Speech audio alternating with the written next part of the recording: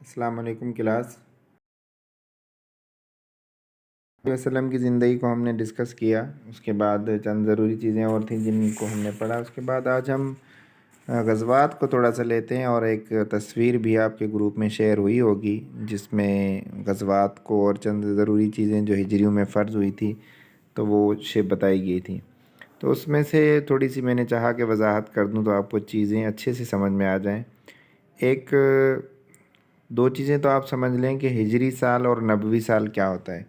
ہجری سال تو وہ ہوتا ہے جس میں حضور صلی اللہ علیہ وسلم نے ہجرت کی تھی، اس کے بعد جو زندگی حضور صلی اللہ علیہ وسلم کی شروع ہوتی ہے وہ ہجری سال، اور اس کے بعد جو نبوی سال ہے حضور صلی اللہ علیہ وسلم کو جب نبوت ملی تھی تو ان کو نبوی سال کہا جاتا ہے۔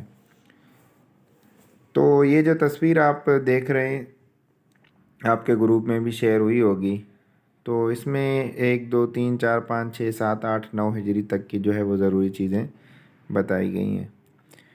تو حضور صلی اللہ علیہ وسلم کی زندگی میں جو پہلا غزوہ ہوا تھا فرسٹ ہجری میں، اس کو غزوہ ودان کہا جاتا ہے، جو یہاں پر لکھا ہوا نہیں ہے، ابوا لکھا ہوا ہے۔ تو مقام ابوا تو وہ ہے جہاں پر حضور صلی اللہ علیہ وسلم کی والدہ کا انتقال ہوا تھا۔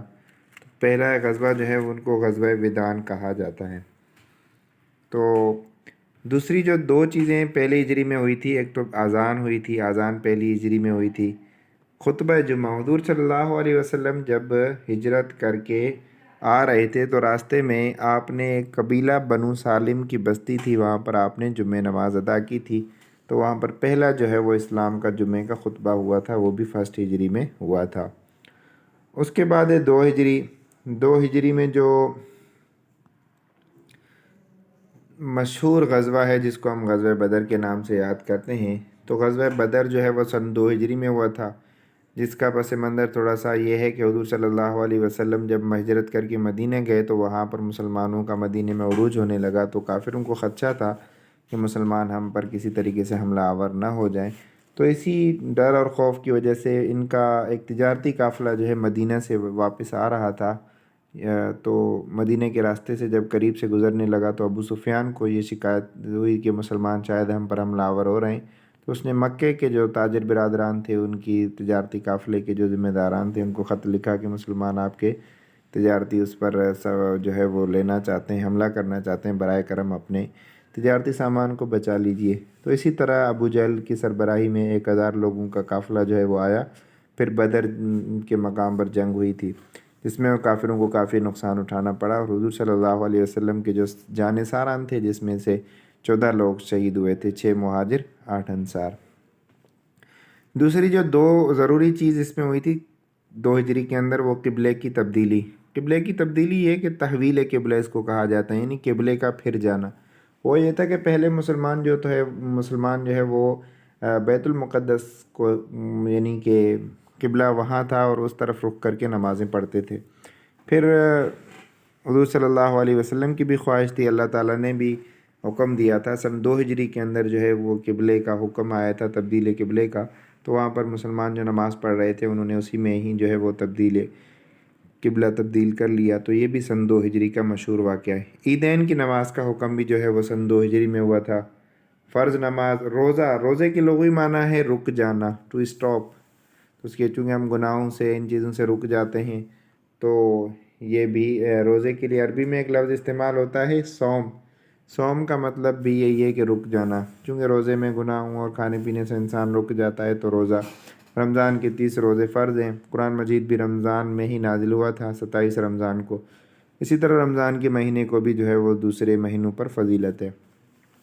ایک چیز اور پوچھی جاتی ہے مہینوں کے جو ہے وہ کون سا مہینہ ہے اسلامی سال کا، دوسرا مہینہ کون سا ہے، تیسرا مہینہ، تو یہ تھوڑے سے مہینوں کو بھی آپ دیکھ لیجئے گا۔ اس کے بعد ہے زکوٰۃ۔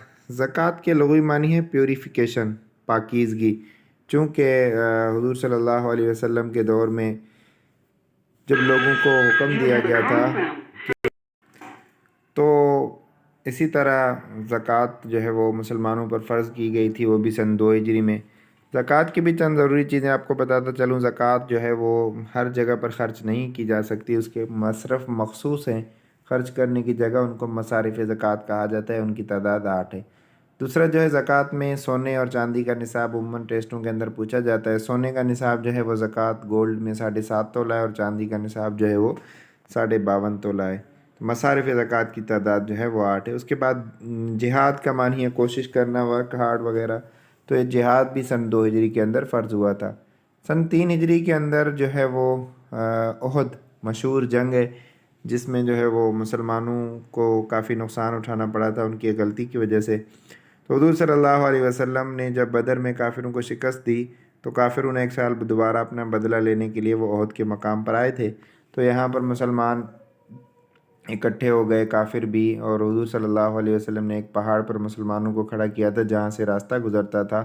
50 تیر انداز ایک صحابی تھے، ان کا نام عبداللہ بن جبیر تھا، ان کی نگرانی میں کہ آپ یہاں رکنا اور ادھر سے نہیں ہلنا، کچھ بھی ہو جائے، فتح ہو جائے، شکست ہو جائے، کچھ بھی آپ نے اس جگہ سے نہیں ہلنا۔ اور مسلمانوں کو فتح ہوئی، وہ مال غنیمت جمع کرنے کے لیے اپنی مصروفیتوں میں لگے رہے، تو انہوں نے سمجھا اب شاید کافروں کا لشکر چلا گیا ہے، اب ہمیں اس جگہ سے ہل جانا چاہیے۔ حضور صلی اللہ علیہ وسلم نے جو کہا تھا وہ صرف جنگ کے موقع پر کہا تھا، اب جنگ چونکہ ختم ہو چکی ہے، سارا معاملہ دفع ہو گیا، تو وہاں سے نیچے اتر آئے۔ تو کافروں کے لشکر میں اب حضرت خالد بن ولید جو جنگی جو ہے وہ رموز و اوقاف سے واقفیت رکھتے تھے، جنگ میں مہارت رکھتے تھے، انہوں نے اسی طرح وہاں پر اس جگہ کو خالی دیکھ کر مسلمانوں پر حملہ آور ہوئے، مسلمانوں کو کافی نقصان ہوا اور 70 لوگ بھی شہید ہوئے۔ تو اسی طرح احد میں مسلمانوں کو کافی نقصان اٹھانا پڑا۔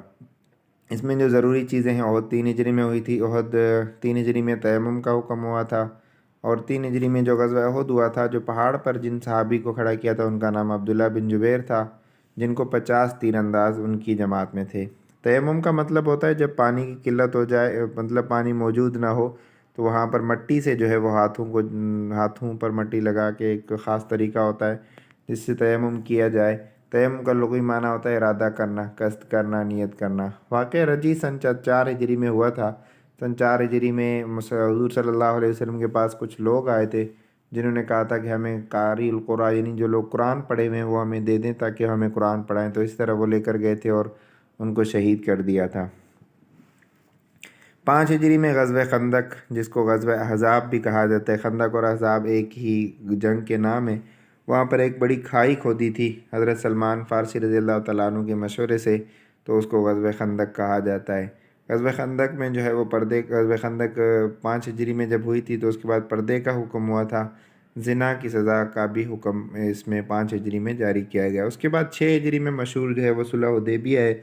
صلح حدیبیہ 6 ہجری میں ہوئی تھی۔ صلح حدیبیہ کا جو معاہدہ تھا وہ حضرت علی نے لکھا تھا۔